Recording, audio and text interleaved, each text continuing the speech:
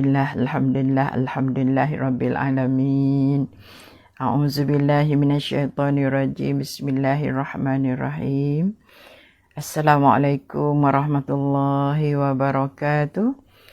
Alhamdulillahirabbil alamin wassalatu wassalamu ala asyrafil anbiya'i wal mursalin wa ala alihi wa sahbihi ajmain. Wa bishrah li sadri wa yassir li amri wahlul 'uqdatam min lisani yafqahul qawli. Bismillahirladzi la yadurru ma'asmihi syai'un fil ardi wala fis samaa'i wa huwas samiul alim. Bismillahirladzi la yadurru ma'asmihi syai'un fil ardi wala fis samaa'i wa huwas samiul alim. Bismillahirladzi la yadurru ma'asmihi syai'un fil ardi wala fis samaa'i wa huwas samiul alim. Wa sallallahu ala sayyidina Muhammadin wa ala alihi wa sahbihi ajmain walhamdulillahi rabbil alamin. Alhamdulillah, alhamdulillah, alhamdulillah. Alhamdulillahi rabbil alamin. Segala puji-pujian adalah hak milik Allah sekalian alam ini. Alhamdulillah, kita bersyukur sangat-sangat pada Allah Subhanahu Wa Taala. Hari ini adalah hari Jumaat, penghulu kepada segala hari. Alhamdulillah, pagi ini kita dibangkit lagi oleh Allah Subhanahu Wa Taala, dipinjamkan lagi untuk kita sehari lagi barangkali untuk hari ini. Alhamdulillah, moga-moga kita menggunakanlah dengan sebaik-baiknya apa yang sepatutnya kita sebagai hamba Allah. Ya? Allah kata dalam satu firman-Nya, "Wa ma khalaqtul jinna wal ins illa liya'budun." Tidak aku jadikan jin dan manusia di muka bumi ini melainkan untuk beribadat kepada Allah Subhanahu Wa Taala. Allahu akbar, Allahu akbar, Allahu akbar. Mudah-mudahan masa yang Allah berikan untuk kita hari ini, barangkali separuh hari ke malam sampai malam ke, mungkin besok bukan untuk kita lagi, ya. Tapi kita gunakanlah, saya katakan tadi, manfaatkanlah dengan sebaik-baiknya, dengan melakukan ibadat pada Allah, dengan bertaubat atas kesalahan-kesalahan yang pernah kita lakukan, dengan menambah, ya, segala ibadat yang kemungkinan kekurangan pada ibadat-ibadat kita, dan juga mudah-mudahan kita juga menggunakan kesempatan ini untuk menziarahi kaum keluarga dan memohon maaf atas segala salah dan silap kita. Hubungkan silaturahim. Allahu akbar. Alhamdulillah, kita sangat-sangat bersyukur pada Allah Subhanahu Wa Taala. Pagi ini kita dapat berkuliah subuh, ya. Sebenarnya saya sekali aja sebulan, ya, bersama dengan muslimin-muslimat dalam kuliah subuh, di mana kuliah ini adalah anjuran daripada Muslimat Surau An-Nur, ya, fasa 3 Bandar Seremban Selatan. Alhamdulillah, terima kasih pada pihak penganjur, terima kasih pada semua-semua. Saya nampak ramai sahabat-sahabat kita yang bersama pada pagi ini. Daripada awal tadi saya nampak Yanti lebih awal tadi, Jamalia, Umi Ruqyah, ya, Maria Muhammad, Zaliha Zainal. Nampak juga Ayah bersama kita, nampak juga Ruzaman. Terima kasih pada semua. Kalau yang tak tersebut tu minta maaf. Alhamdulillah, Azimah pun ada, Umi Ruqyah pun ada. Terima kasih banyak-banyak, ya. Terima kasih Nazar. Untuk pagi ini, di awal pagi, ya, saya InsyaAllah, cuba untuk berkongsi beberapa perkara, mudah-mudahan ada baik buat kita semua, insyaAllah, ya. Dalam, orang kata apa, menghabiskan baki-baki lagi umur yang Allah berikan pada kita, ya. Kadang-kadang bila sebut baki tu rasa macam sedih sangat, rasa tak apa, sebab kita akan mati, kan. Kita ada Fatimah Ayub, kita ada Asiyah Sulaiman. Ya, jangan lupa, ya, pada muslimin muslimat semua, saya rasa macam biasa, kalau apa, ya, masukkanlah sedikit infak kita, sumbangkan sedikit infak kita kepada tabung surah An-Nur yang saya yakin ada dari segi nombor akaunnya buat kita semua, ya. Tak nak bagi banyak, bagi sikit. Tak nak bagi sikit, bagi banyak, tak apa, ya. InsyaAllah, mudah-mudahan, ya. Okey, kita tengok dalam bab saya kata-kata sebelum ini, iaitu akhlak seorang Muslim, ya. Okey, Nenek Mika, ya. Okey, bab 4, kerosakan akhlak, Maya Hashim. Keutamaan tidak akan dicapai dengan paksaan, Sama juga jika memaksa seseorang beriman, dia tidak akan beriman. Maknanya dalam segi beriman ni tak boleh nak paksa ya. Tapi apapun bila kita berada di dalam agama Islam, memang kita dipaksa untuk mengakui, untuk melakukan apa segala perintah Allah Subhanahu Wa Taala. Tak boleh kata dah tak ada paksaan. Tapi bila dah berada dalam agama Islam, memang kena paksa. Sebelum beriman pada Allah, memang tak ada paksaan masing-masing. Tapi apa yang kita pilih, kita yang akan tanggung sendiri. Samsiah Saleh Rafi'ah, Saimarini, payahnya saya nak sebut. Jadi dia kata, keutamaan tidak akan dicapai dengan paksaan. Sama juga jika memaksa seseorang beriman, dia tidak akan beriman. Maka ia mempunyai asas, iaitu kebebasan jiwa dan fikiran. Itu kalau dia bukan orang beriman pada Allah, kita tak boleh nak paksa dia. Tapi bila dah beriman, memang kena paksa. Apa yang nak kita sampaikan kepada pagi ini ialah Islam berusaha supaya manusia membentuk akhlak yang baik. Akhlak tu menjadi tunjang, menjadi asas kepada diri setiap individu, khususnya yang Muslim. Sama ada hubungan kita dengan Allah Subhanahu Wa Taala, hubungan kita sesama manusia, hubungan kita dengan makhluk-makhluk Allah yang lain, hubungan kita dengan alam persekitaran yang ada pada kita ini. Mana kita mesti berakhlak dengan akhlak yang baik. Kalau pada Allah, sudah tentu kepatuhan dan ketaatan padanya. Itu yang pasti, yang tidak ada tolak ansur lagi. Sebagai orang beriman, dia kena ikut, dia kena patuh. Suka ke, tak suka ke, memang kita kena ikut. Allahu Akbar. Tapi saya penuh yakin, insya-Allah kita suka. Sebab Islam ini indah, Islam ini mudah, masya-Allah. Saya nampak masa, saya nampak masli. Okey, dia kata di sini. Islam berpendapat bahawa fitrah yang baik itu dengan wujudnya generasi yang baik. Sebab Islam ni agama fitrah. Agama yang memang sesuai dengan manusia. Dan manusia ini maknanya biasanya dia akan, apa sahaja Islam ni yang dibawa oleh Islam ini tetap baik. Okey. Fitrah manusia pada dasarnya adalah baik. Ia tidak bererti bahawa manusia itu sama dengan malaikat, tetapi kebaikan manusia itu sesuai dengan keasilan tabiatnya. Tak adalah nak boleh kata dia sebaik malaikat ataupun lebih daripada malaikat, jauh sekali jadi tapi walau macam mana pun, Mas Ali kata tajuk akhlak seorang Muslim, betul. Pada zaman mau keluar, nak bersiap-siap nak ke Bandar Kota Baru.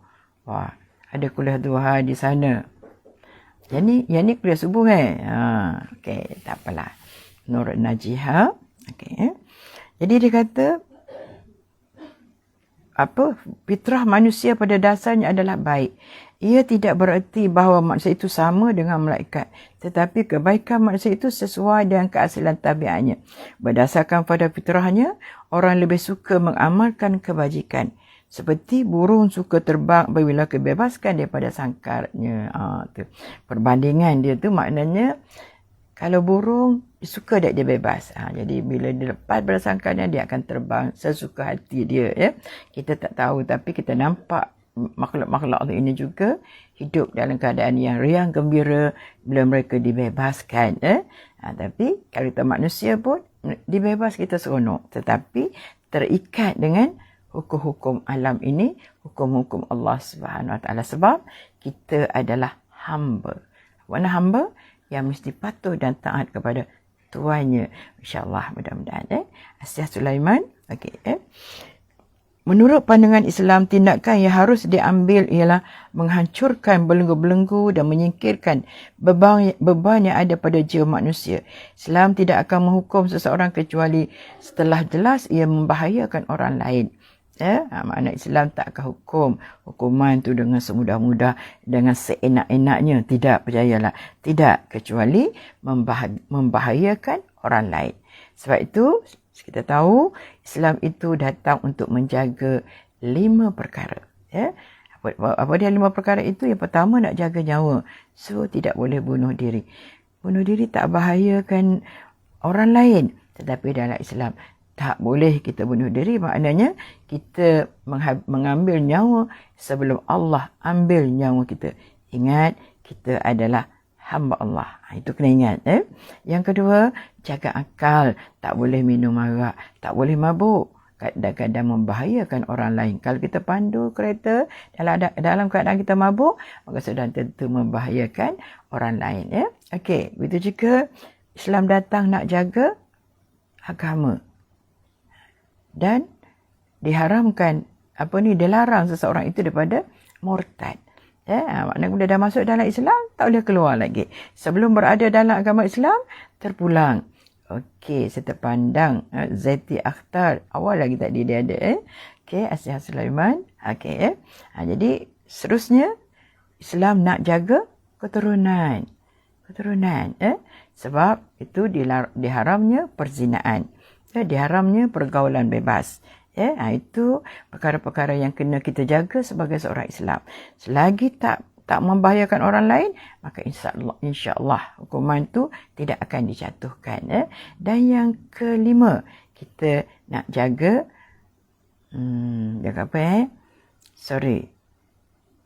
jaga harta. Tak boleh mencuri, tak boleh menyamun. Tak boleh kita nak peras ugut orang lain sesuka hati kita. Itu cantiknya Islam. Islam itu indah. Islam itu cantik. Sebab itu Islam mengutamakan penganut-penganutnya mesti berpegang kepada akhlak yang baik. Masya Allah, sahabat kita Adawiyah Kasim. Alhamdulillah, terima kasih banyak. Bunuh diri dosa besar, betul masa. Okey. Maka dengan itulah Islam memerangi kerusakan akhlak itu dengan menggalakkan manusia supaya hidup dengan cara yang terhormat, meneruskan hidup dengan usahanya sendiri dan tidak melakukan perbuatan yang dilarang oleh agama. Okey, Zainul Majid, Habibah Abdul Rahman, Nenek Mika. Ya, betul. Ayah kata kita tidak boleh mencuri harta orang lain. Habis, kalau harta suami boleh tak curi? Tak boleh juga tanpa sebab. Ayah, harta anak boleh kita curi? Tak boleh juga. Walaupun kita rasa dia anak kita, dia suami kita, dia isteri kita, kita minta izin lah. On the way nak pergi kerja.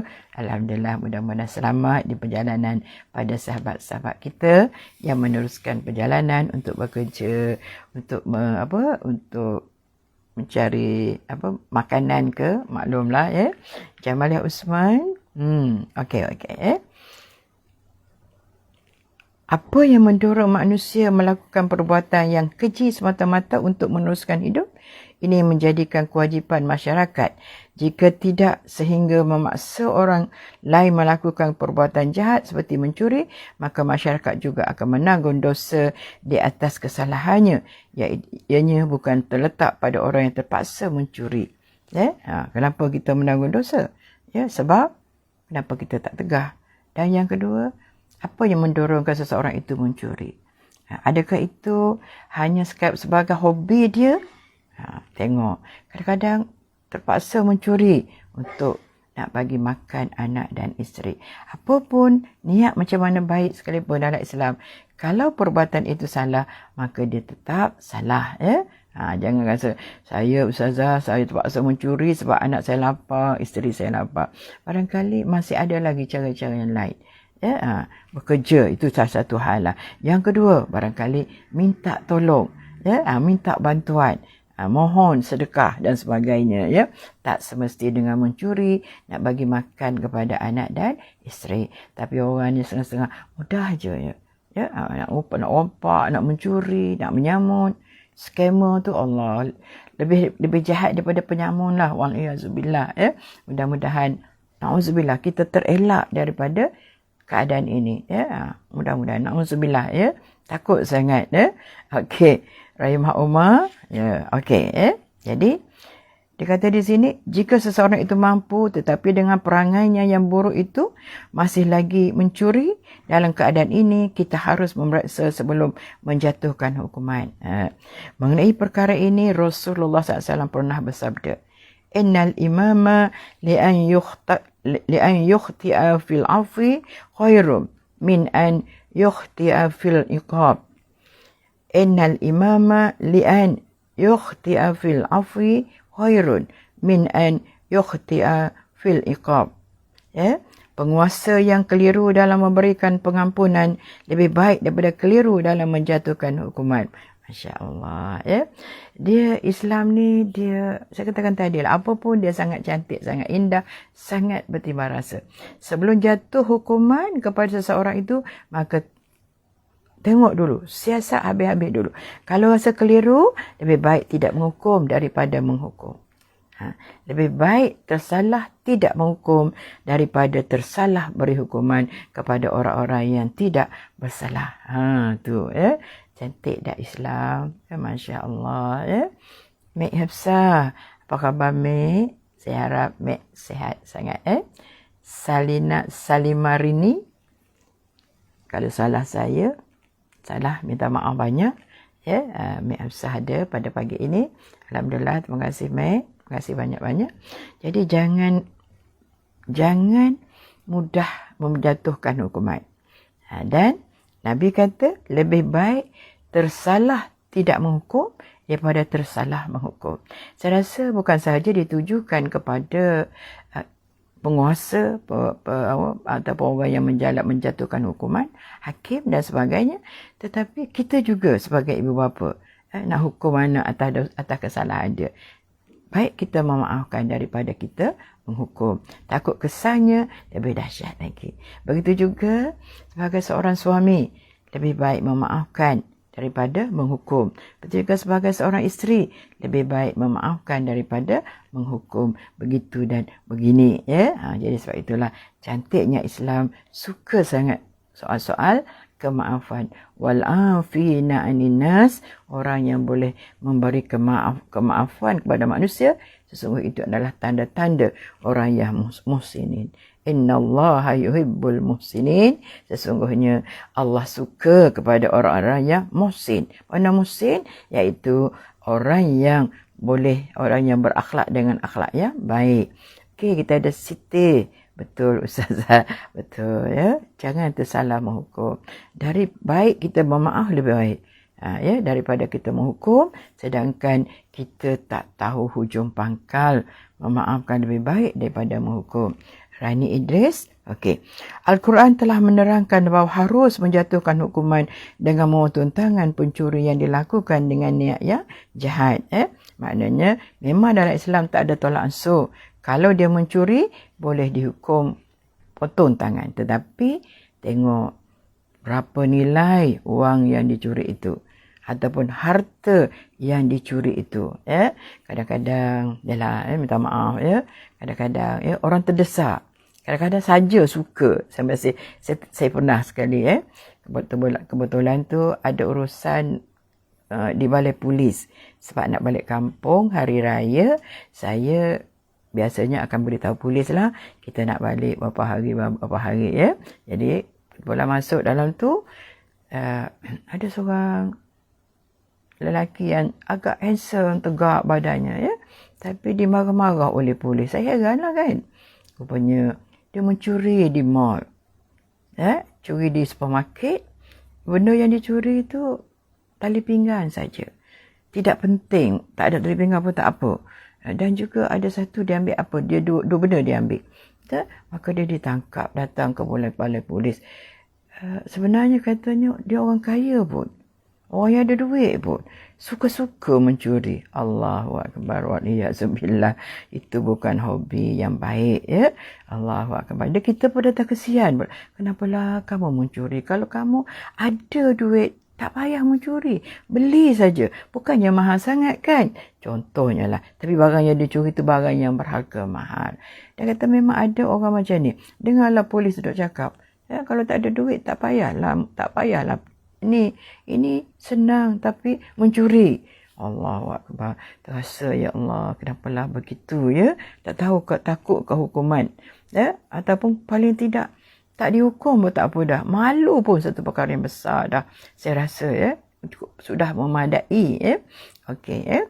Sekali tu juga jumpa dengan orang yang memang susah sangat. Dia curi apa? Susu untuk anak dia. Sebab anak dia tak minum susu daripada semalam lagi. Kita dengar pun sedih sangat kan? Allahu Akbar. Tapi adakah patut dia mencuri? Tak sepatutnya. Tapi segi menjalankan hukuman, tengok nilai. Berapa yang dicuri dalam Islam, dia ada nilainya. Yang sebanyak berapa, kalau curi duit RM5, takkanlah nak potong tangan kan? Islam tu baik. Tidak. Memang Islam tu adil. Memang Islam tu sangat cantik. Tidak mudah untuk menjatuhkan hukuman. Okey, hasiah yaya azimah. Ya, kita tengok dalam firman Allah. Faman taba min ba'di zulmihi wa aslaha fa innallaha yatubu alaih. Innallaha ghafurur rahim. Maka sesiapa yang bertaubat sesudah dia melakukan kejahatan, mencuri itu dan memperbaiki amal usahanya, sesungguhnya Allah menerima taubatnya. Kerana Allah Maha Pengampun lagi Maha Mengasihani.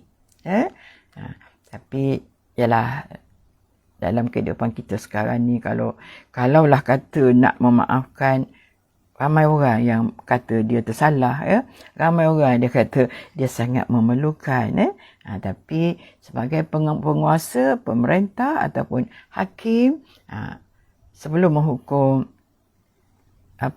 siasatlah. Bukanlah nak siasat sampai nak makan bertahun-tahun, tidak. Jadi sekurang-kurangnya, kenapa dia terpaksa mencuri? Contohnya lah. Kalau kata kerana nak beli susu anak, kita pun kata, alah, minta dengan orang apa orang bagi. Ingat kesenang kalau minta dengan orang nak bagi. Kecuali dia pergi ke masjid. Itu pun nak kena cari masjid yang menyediakan gerobak. Gerobok makanan, gerobok makanan, pergi cari, insya-Allah, mudah-mudahan telefon, usaha sikit, sebab rezeki tu tak datang mengkolek, sebab sekarang ni masya-Allah tabarakallah, tak susah sangatlah, kalau tak ada makanan, ada surau masjid menyediakan gerobok makanan, yang saya sebut. Malu untuk meminta, Jamaliah kata. Habis malu nak meminta, mencuri tak malu kan? Betul lah tu. Sebabnya memang semua orang malu nak meminta. Tapi saya rasa lebih baik kita meminta daripada mencuri. Walaupun tak dihukum, tetapi malu yang amat sangat kan? Malu meminta dengan malu mencuri. Malu mencuri lebih lagi. Kita malu dan takut kepada azab Allah Subhanahu Wa Taala. Jelaslah bahawa hukuman yang disyariatkan oleh Islam adalah untuk melindungi masyarakat dan berusaha ke arah kebaikan dari kejahatan dan kezaliman yang dilakukan oleh anggota masyarakat itu sendiri. Okey, Maria. Contoh di atas dikemukakan supaya jelas bahawa hukuman terhadap kerusakan akhlak tidak disyariatkan oleh agama, dan Islam juga tidak mensyariatkan jalan kekerasan untuk mendorong manusia menuju ke jalan yang baik. Okey, kita nampak ada Asmah, Asmah Abdul Majid. Ayah katakan bonda malu nak minta-minta. Betul. Tapi seboleh-bolehnya meminta ini juga satu keadaan yang akhlak yang tidak baik. Tapi daripada mencuri, meminta itu adalah lebih baik, saya rasa. Dan yang bukan rasa lah, memang itulah sepatutnya. Tapi kalau rasa malu nak meminta, maka berusaha keraslah dalam mencari rezeki di bumi Allah. Bangun awal pagi, tunaikan salat subuh dulu, bacakan Al-Quran, baca doa. InsyaAllah, jom terus keluar untuk mencari rezeki di bumi Allah. Awal pagi, orang lain tak ambil lagi. Kalau kita bangun tengah hari, adat kata habis dah orang lain ambil. Maksudnya, jangan bangun lambat, jangan mencari rezeki setelah semua, setelah awak kata siang yang dah banyak. Salah ke cari? Bukan salah, tapi nak cari rezeki biar di awal pagi. InsyaAllah luas, banyak rezeki-rezeki yang bertaburan di bumi Allah Subhanahu Wa Taala. Cari rezeki di awal pagi. Betul, Anita Habibah Abdul Rahman. Okey, muslimin-muslimat semua. Saira, okey, Jamalia, betul. InsyaAllah, mudah-mudahan Allah sentiasa mudahkan rezeki kita. Tapi ingat, jaga dulu hak Allah. Apa hak Allah? Segala perintahnya dijaga. Diawalkan terlebih dahulu. lebih malu mencuri dari meminta. Rasakan takut akan azabnya. Ya, betul. Sungguh. Tapi ada semua rela mencuri. Sebab kalau minta orang tak bagi, dia kata Razak. Padahalnya, insya-Allah, seorang tak bagi, cari yang kedua.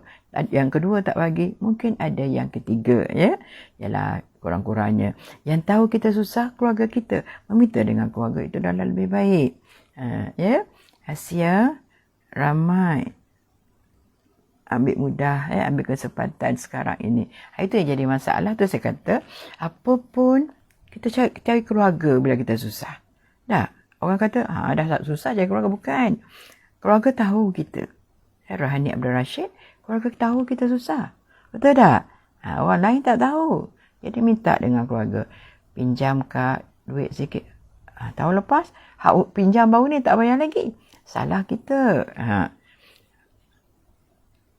Mek Absah kata, anak-anak muda sekarang dah dibiasakan bangun lambat. Itu masalah lah.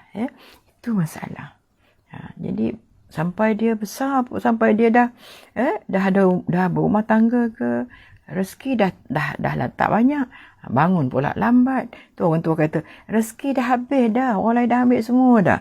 Betul orang tua tu kata, betul tak? Memang rezeki kita tetap rezeki kita. Tapi kalau kita tak mencari, tak usaha, ya dah. Allahu Akbar. Sekarang setiap live pun ada scammer. Betul, Zeti, saya setuju sangat.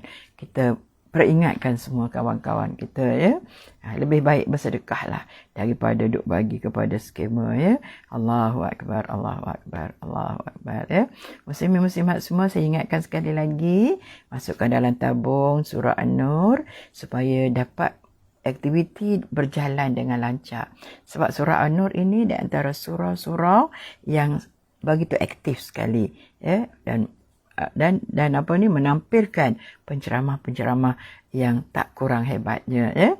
Jadi mudah-mudahan insya-Allah dengan tumbangan-sumbangan yang kita berikan, maka jangan takut. Orang link tu bukan scammer live ceramah, bukan semua. Adalah, ya, yang meminta duit, jadi apa pun saya katakan tadi, mudah-mudahan jangan lupa untuk menyumbang, untuk menderma, ya. Dan kita ni pun kena ingat, duit kita adalah Allah bagi pinjam saja. Seketika saja Allah boleh ambil bila-bila masa. Tapi Allah sebut dalam satu hadis kursi, kita bagilah. Nak kata bagi. Allahu Akbar, infakkanlah. Okey, infakkanlah daripada rezeki kamu, ya, yang aku berikan, ya, supaya harta kamu tidak tenggelam, tak kena banjir, tak terbakar, tak kena curi. Itu ada diskusi tu. Jadi harta kita kena infak. Kalau kita tak infak, akan berlaku paksaan daripada Allah SWT. Apa makna paksaan?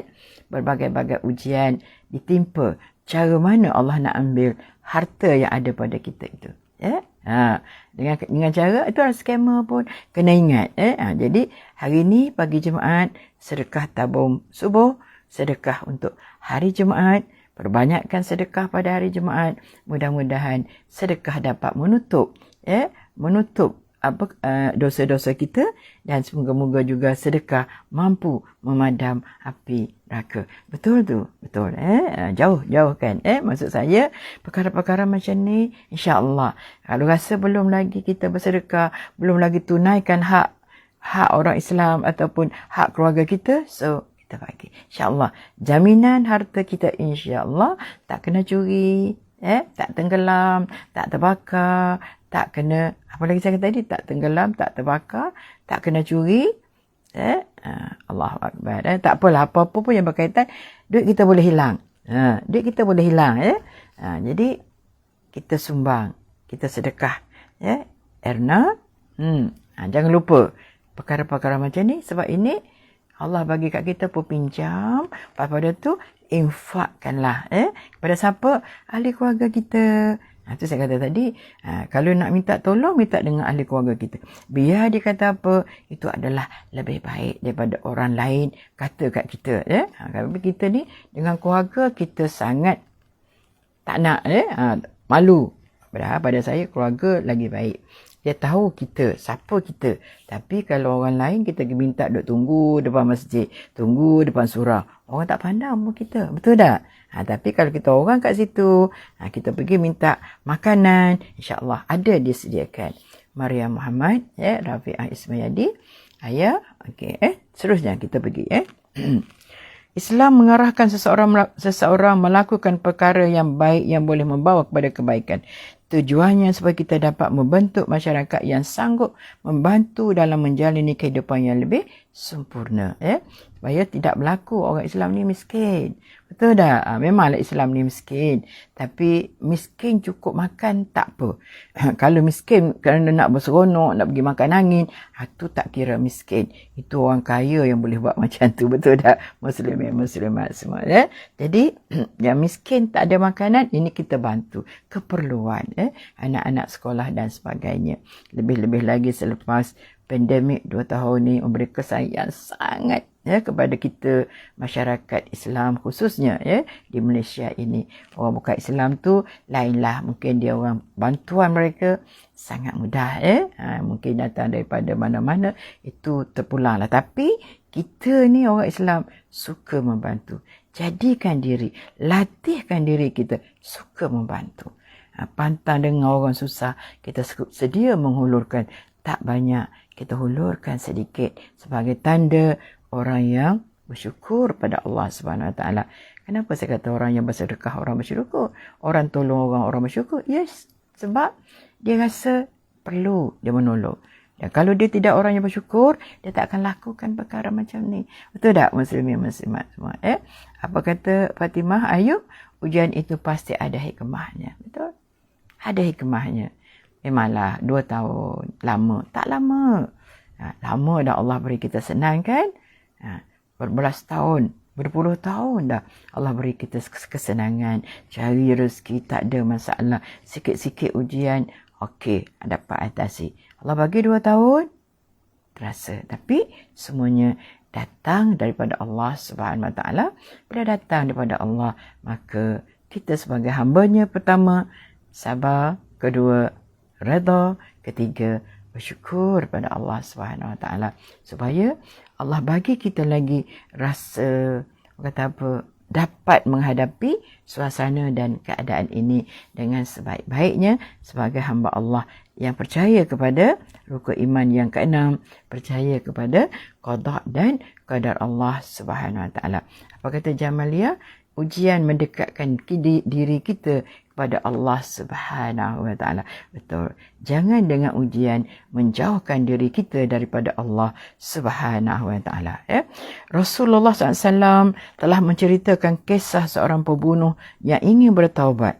Dia bertanya orang yang paling alim di dunia. Bila dia bertemu, maka dia memberitahu bahawa dirinya telah membunuh 100 jiwa.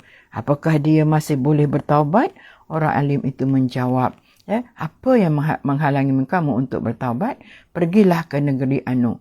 Di sana ramai orang menyembah Allah. Maka engkau sembahlah Allah bersama-sama dengan mereka. Jangan engkau kembali ke negerimu. Kerana negerimu itu negeri yang buruk. Di sini kita dapat pengajaran. Maknanya orang yang buat salah macam mana sekalipun, kalau dia ingin bertaubat pada Allah SWT, maka kita lah kena suruh dia bertaubat. Suruh dia mohon keampunan kepada Allah SWT. Jangan kita kata, dosa kamu dah banyak, tak payahlah nak taubat ke, tak payahlah nak berpura-pura jadi orang baik. Jangan cakap macam tu. Bila dia benar-benar nak bertaubat, maka nasihatkanlah pada dia segera bertaubat pada Allah SWT. Jangan lengah-lengah lagi. Dan yang kedua, kita nampak Allah suruh kita, Nabi suruh kita berhijrah, sebab kalau kita berada di negara, di tempat ataupun di kampung, di taman yang menyebabkan kita ada kenal orang tu dan macam-macam, teruk kita berada di situ, semua orang cakap kita tidak baik, jadi berhijrahlah ke tempat yang jauh lebih baik, yang tak kenal kita, yang juga insya-Allah boleh menerima kita sebagai penduduk di kawasan itu ke, ataupun sedia memberi pertolongan dan sebagainya. Jadi inilah kisah yang selalu kita dengar, di mana akhirnya orang yang bunuh 100 orang ini ingin bertaubat pada Allah SWT, dan dia ada jumpa ulama kata berhijrahlah ke tempat orang yang menyembah Allah SWT. Tempat ni buruk, tak sesuai untuk kamu, ya. Sebab bila duduk dalam masyarakat tu, orang tahu dah dia tak baik. Bila tanya dosa dia ni boleh tak diampunkan, semua jawab tak boleh, kan. Masya Allah, ya. Okey, Siti Atikah Erna, ya. Sungguh bonda. Riwayat yang lain menceritakan sebagai berikut. Si pembunuh itu datang kepada seorang rahib lalu bertanya, apakah aku masih boleh bertaubat?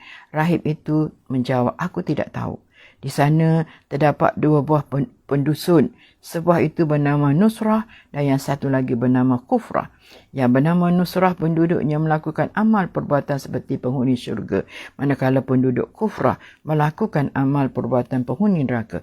Pergilah ke Nusrah apabila engkau menetap di sana dan melakukan apa yang dilakukan oleh penduduknya, maka engkau tidak perlu meragukan lagi taubatmu. Allahu Akbar.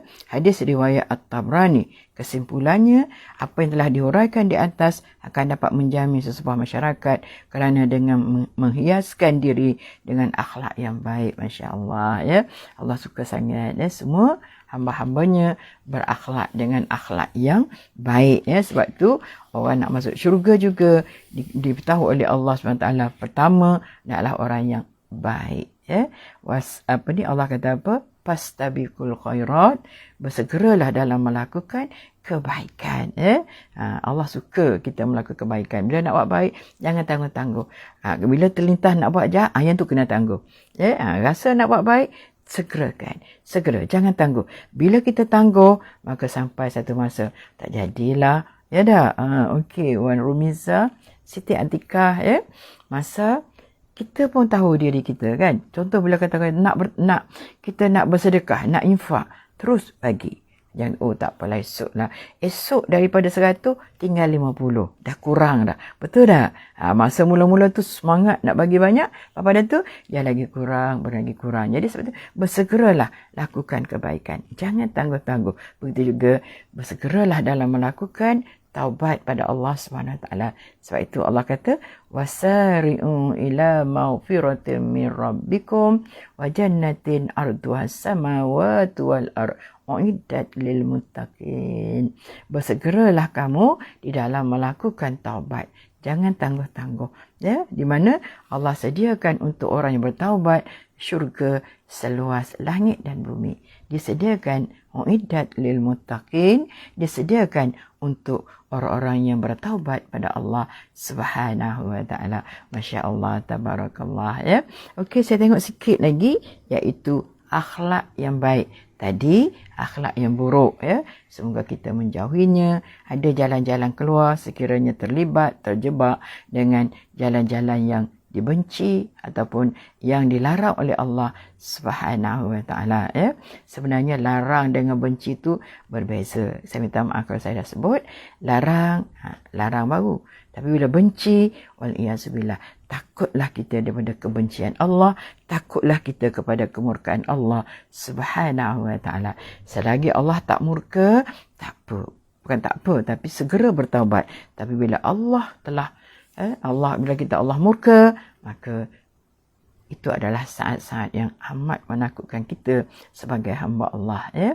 Jadi macam mana kita nak tahu Allah murka ataupun tidak? Jangan melakukan kesalahan tambah-tambah lagi bila disebut Allah murka, ya. Salina Salahuddin, ya. Okey. Nak bersedekah, bersegeralah. Jangan tangguh-tangguh. Kita tahu perangai kita, kan? Kita sangat tahu. Semua orang sayangkan harta. Masa semangat nak tolong orang tu, nak tolong, kesian. Bila tunggu esok, dah kurang dah. Zarina, kita dah kurang. Betul tak? Itu kita tahu perangai kita. Semangat. Bila dah lewat lama sikit, dah kurang. Semangat tu dah kurang. Rasa kesian tu dah hilang. Jadi sebab itulah sangat penting. Apa pun yang baik, segera lakukannya. Yang buruk, biar. Lambat pun tak apa. Maksud saya, bukan suruh buat, tidak. Tapi, bila kita lengah-lengahkan, kita akan terfikir, oh ini dosa, aku malu dengan manusia, malu dengan Allah Subhanahu Wa Taala, malu sekiranya dihadapkan di hadapan di hari kiamat nanti di khalayak ramai semua makhluk-makhluk Allah pada masa tu, wal-iyazubillah, ya. Jadi segera buat baik, hak jahat supaya kita tangguh-tangguhkan, tinggalkan, Okey, akhlak yang baik. Dalam sebuah agama mesti punya cara-cara yang tersendiri. Agama Islam mempunyai kewajipan yang harus ditaati oleh pemeluknya. Okey, sikit lagi boleh tak muslimin-muslimat semua? Untuk kita teruskan sikit. Seorang Muslim harus membuat ketamaan terhadap manusia lain dengan tidak menimbulkan keraguan. Contohnya jujur, baik, sesama Muslim atau terhadap orang bukan Muslim. Dikatakan juga toleransi, setia kepada janji, menjaga kehormatan, saling membantu dan sebagainya. Cantik, Ayat Al-Quran telah memerintahkan kita supaya jangan terlalu banyak berdebat dengan orang-orang Nasrani dan Yahudi sehingga bangkit permusuhan. Perdebatan seperti ini tidak mendatangkan keuntungan. Sebagaimana firman Allah Subhanahu Wa Taala dalam surah Al-Ankabut ayat 46. Di mana Allah sebut, saya bacakan maksud dia, dan janganlah kamu berbahas dengan ahli kitab melainkan dengan cara yang lebih baik, kecuali orang-orang yang berlaku zalim di antara mereka, dan katakanlah pada mereka, kami beriman kepada Al-Quran yang diturunkan kepada kami dan kepada Taurat dan Injil yang diturunkan kepada kamu, dan Tuhan kami juga Tuhan kamu adalah satu, dan kepadanya lah kami patuh dan berserah diri pada Allah Subhanahu Wa Taala. Lihat surah Al-Ankabut ayat 46. Maknanya kita ni jangan berdebatlah. Jangan orang kata bergaduh dan sebagainya, tetapi berbincanglah dengan ahli kitab dengan cara yang baik. Tetapi kalau terhadap orang yang zalim, katakanlah pada mereka, kami beriman dengan kitab Allah, yakni Al-Quran. Dan kami beriman kepada Al-Quran yang diturunkan kepada kami dan juga kepada Taurat dan Injil. Orang yang berpegang pada Taurat dan Injil tu pun Tuhan turunkan Al-Quran juga. Bermakna sekarang ni Taurat dan Injil kita tinggalkan, pakai satu saja, Al-Quran yang merangkumi semua apa yang ada dalam kitab Taurat, Zabur dan Injil.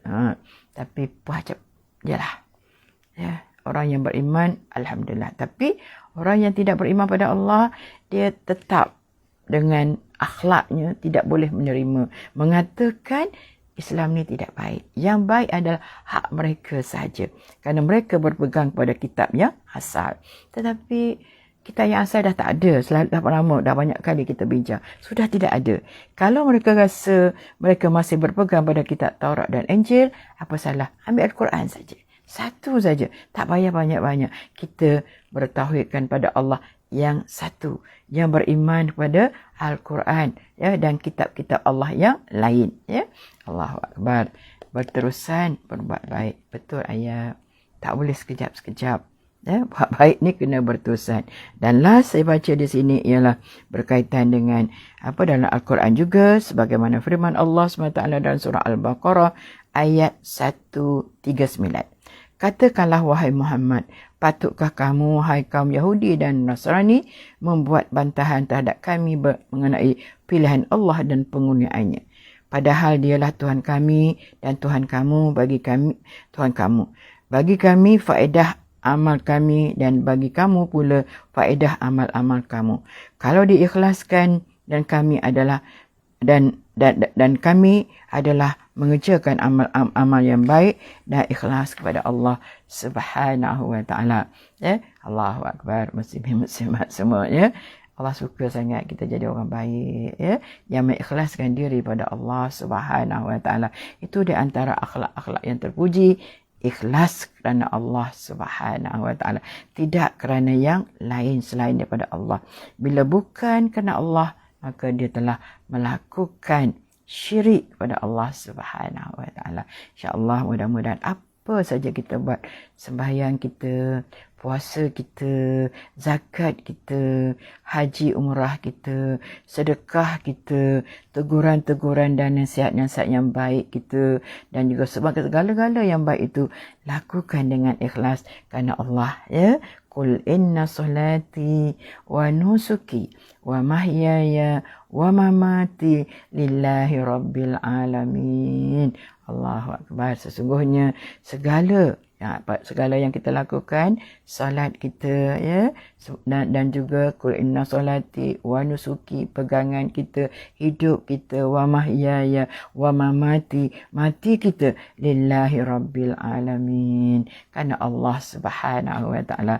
Moga-moga insya-Allah muslim-muslimat semua sedikit daripada perkongsian kita ini dapat membentuk diri kita, menjadikan diri kita orang yang sentiasa baik, orang yang sentiasa meninggalkan perkara-perkara yang buruk, perkara-perkara yang dibenci oleh Allah Subhanahu wa taala. Terima kasih semua, terima kasih kepada sahabat-sahabat yang saya tak sebut nama tu, saya minta maaf banyak-banyak.